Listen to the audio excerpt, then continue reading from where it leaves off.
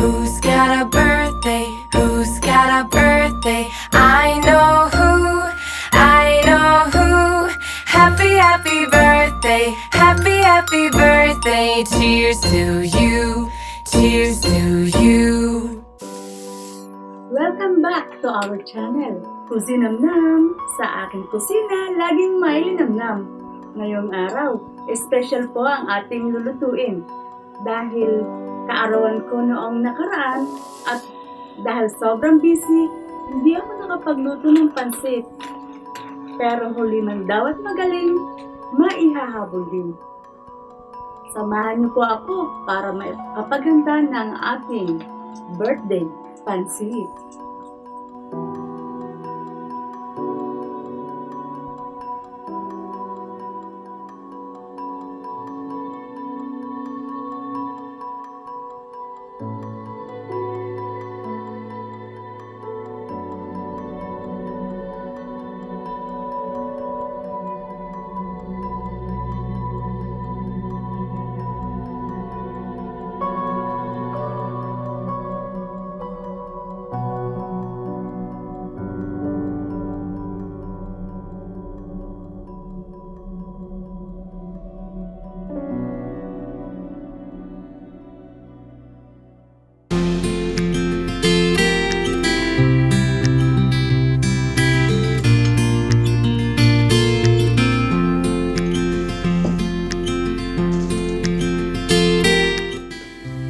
Bilang Pilipino, isa sa mga tradisyon natin na kapag kaarawan, kailangan sa ating handaan, may pansit.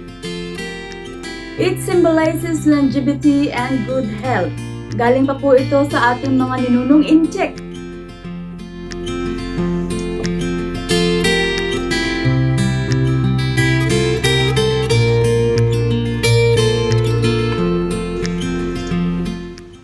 Meron po akong sikreto mga mamshis. Gagamit po ako ng blanching technique kung saan magpapakulo po ako ng tubig at hiwalay kong lulutuin ang mga gulay nang naaayon sa kinakailangang oras ng pagluluto ng bawat isa. Sa ganitong paraan, mapapanatili ang original na color, flavor at texture ng ating mga gulay. Pagkatapos pakuluan, ihuhulog ko ito sa tubig na may yelo para ma-stop ang pagluluto upang maiwasang ma-overcooked.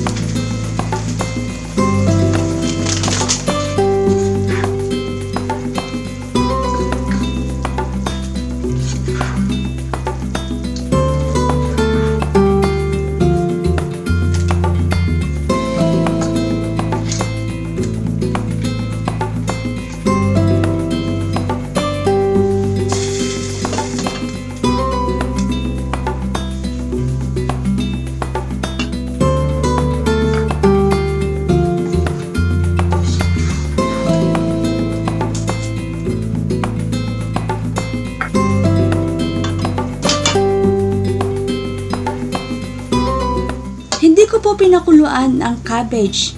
Gusto kong manatili itong malutong.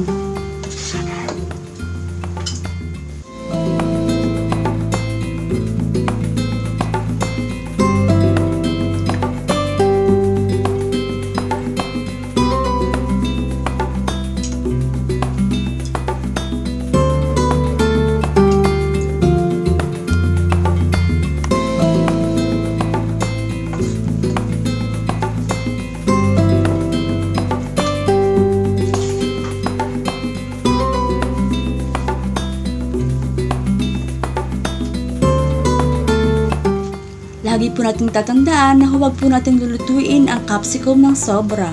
Mawawala po ang flavor nito.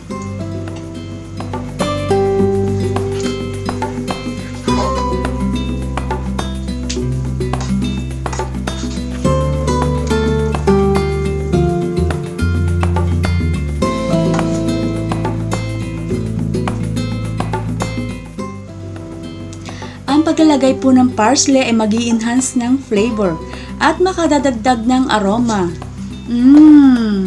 How I wish na aamoy nyo ito. Lalo na dagdagan ang gutom ko.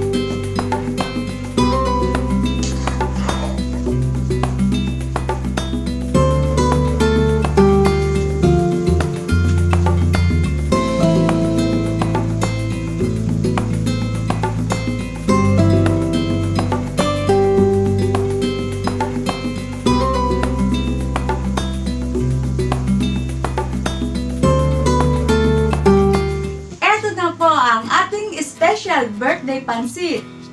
Ikaw, ano ang kwento ng birthday pancit mo? Care to share? At may paglaklak si Mayor. Tuloy na po ang birthday date. Sigurado mag-i-enjoy ako nito. Thank you for watching. Hit like, share, and subscribe for more upcoming videos. Keep safe. Check out for the list of ingredients in the description below. Bawat umaga ay pag-asa mga mamshis. Patuloy tayong magpasalamat sa bawat taon ng ating buhay na ipinagkakaloob ng lumikha. Salamat at naging bahagi po kayo ng aking kaarawan. See you all!